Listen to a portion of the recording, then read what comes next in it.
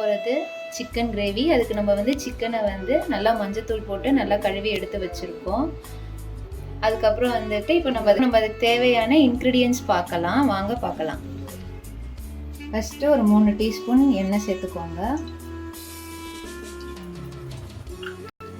எண்ணெய் நல்லா காஞ்சிருச்சு. இதுக்கப்புறமா ஒரு பட்டை, 2 கிராம்பு, 2 ஏலக்காய். எண்ணெய் நல்லா காஞ்சதுக்கப்புறமா 2 கைப்பிடி அளவுக்கு நான் சின்ன வெங்காயம் நான் எடுத்து வச்சுருக்கேன். இப்போ நம்ம வந்து 1 கிலோ சிக்கனுக்கு 2 கைப்பிடி வெங்காயம் நான் எடுத்திருக்கேன்.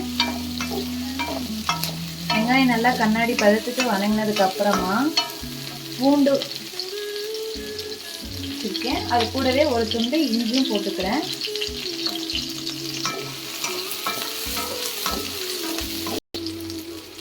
இதில் ஒரே ஒரு காஞ்ச மிளகாய் போட்டுக்கிறேன்.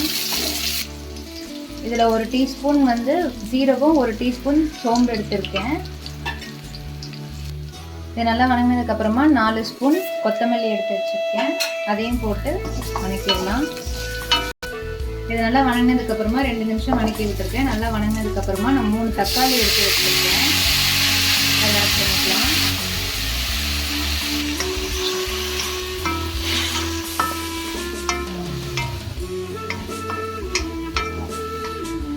இது கொஞ்சம் நல்லா சீக்கிரம் வணங்குறதுக்கு கொஞ்சமாக உப்பு போட்டிருக்கேன். நல்லா தோல்லாம், தக்காளி தோல்லாம் நல்லா உறிஞ்சு எழுந்திரிச்சு பாருங்கள். இது கூட கொஞ்சமாக கருவேப்பிலை போட்டுக்கலாம். அது கூடவே கொஞ்சமாக போதும், இல்லைன்னா டேஸ்ட் ரொம்ப மாறிடும். கொஞ்சமாக போட்டு தேங்காயை போட்டு வணக்கி கேஸை ஆஃப் பண்ணிடுங்க. ஒரு குக்கர் எடுத்து வச்சுட்டு 4 ஸ்பூன் எண்ணெய் ஊற்றிக்கிறோம்.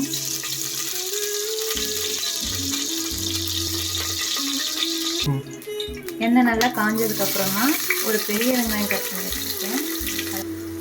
இதில் நம்ம வந்து இப்போ பெரிய வெங்காயம், ஒரு வெங்காயம் கட் பண்ணி வச்சுருந்தோம், அதை போட்டிருக்கோம். அது கூட 10 பல்லு சின்ன வெங்காயம் இடித்து வச்சுருந்தோம், அதையும் போட்டிருக்கோம். இப்போ அது கூட வந்து 1 ஸ்பூன் இஞ்சி பூண்டு பேஸ்ட் எடுத்து வச்சுருக்கோம், அதையும் போட்டுக்கலாம்.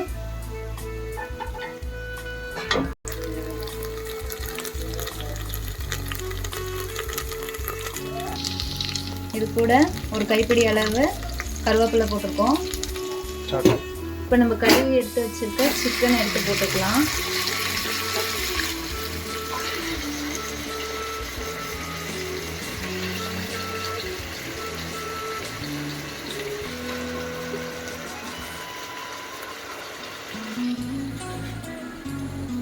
சிக்கன் சீக்கிரம் நல்லா வதங்கிறதுக்கு இப்போ கொஞ்சம் உப்பு போட்டுக்கலாம்.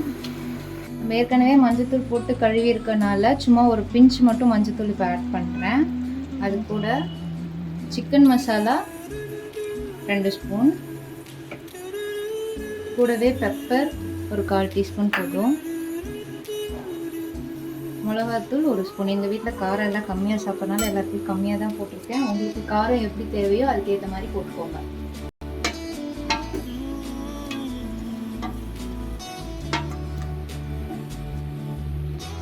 வதக்கி வச்சிருக்க வெங்காயம், தக்காளி எல்லாத்தையும் இப்போ நம்ம பேஸ்ட் மாதிரி அரைச்சி எடுத்துகிட்டு வந்துடலாம்.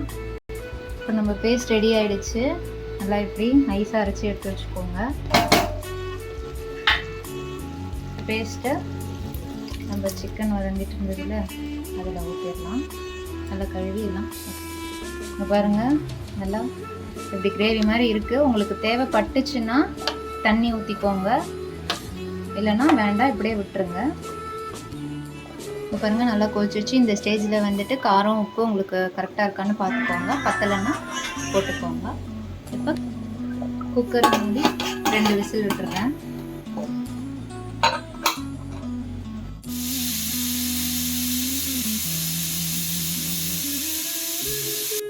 அவ்வளோதாங்க, நம்ம குழம்பு ரெடி ஆகிடுச்சு. விசில் இறங்கிடுச்சு. இது கூட இப்போ கொஞ்சமாக கொத்தமல்லி தழை போட்டு சர்வ் பண்ணலாம்.